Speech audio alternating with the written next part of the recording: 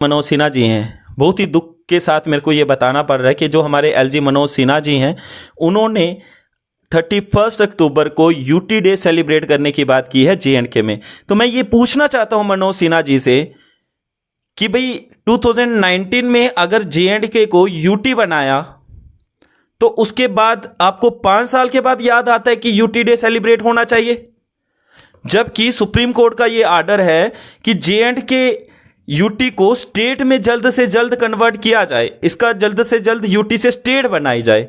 तो आप उसके बारे में नहीं सोच रहे, आप सिर्फ ये बोल रहे हो कि हाँ भाई हम यहाँ पे जो मन आए वो करना चाहते हैं।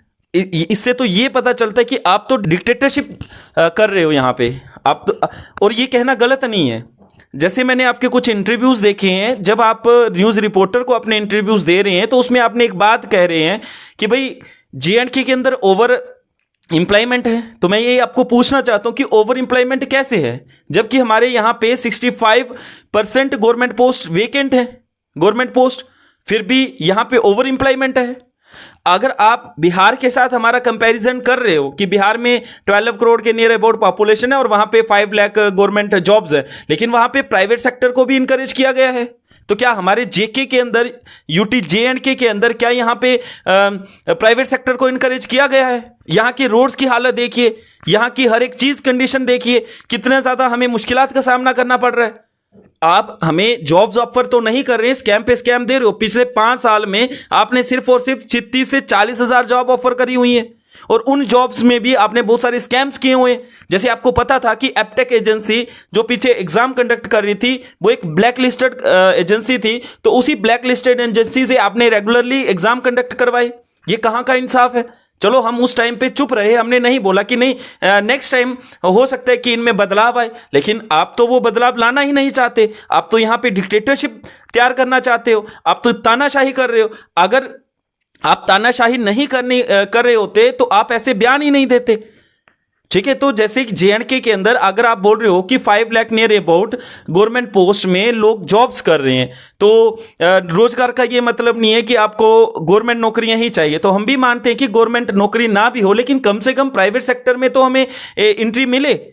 और आपके जेएंडके में कौन सा इतना बड़ा प्राइवेट सेक्टर है कि वहां पे जो यूथ है वो काम करे? हम क्यों यहां से उठ के दिल्ली जाते हैं बोरियां ढोने के लिए, या फिर पल्लेदारी करने के लिए क्यों मद्रास जाते हैं, क्यों महाराष्ट्र जाते हैं, क्यों वेस्ट बंगाल जाते हैं, इंडिया के किसी दूसरी स्टेट में जाके हम क्यों वहां पे रोजगार ढूंढ रहे हैं?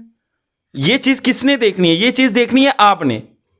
तो आप ये चीज देख नहीं रहे हो, आप तो यहां पे स्कैम करवा रहे हो। जब कोई आपसे पूछता है तो आप उसके खिलाफ सख्त से सख्त कार्रवाई करते हो। तो हम जेएंडके के साथ क्यों इतना नाइंसाफी कर रहे हो? अगर वन नेशन वन आइडेंटिटी की बात आ रही है तो बाकी स्टेट्स में भी देखिए ना, उनकी इंप्रूवमेंट कैसे हुई है, और हमारे जेएंडके को क्यों डाउन की तरफ ले जा रहे हो?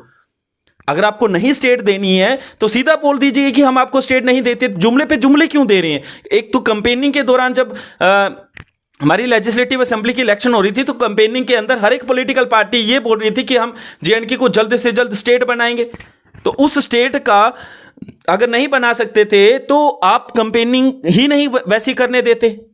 आप यहां पे नशों को प्रमोट कर रहे हो, आप यहां पे अनएजुकेटेड को प्रमोट कर रहे हो, बेटी बचाओ बेटी पढ़ाओ का कंसेप्ट लेके आई है हमारी इंडियन गवर्नमेंट, लेकिन आपने उसके ऊपर भी स्कैम पे स्कैम करवाए हुए हैं। क्योंकि कोई भी अगर फीमेल अगर जॉब करना चाहती है तो आप उनको प्रॉपर से जॉब ही नहीं करने दे रहे हो। ये कहां का इंसाफ है? तो ये मैं पूछना चाहता हूं, ये कहां का इंसाफ है? तो मिलते हैं नेक्स्ट वीडियो में, तब तक के लिए शुक्रिया, धन्यवाद।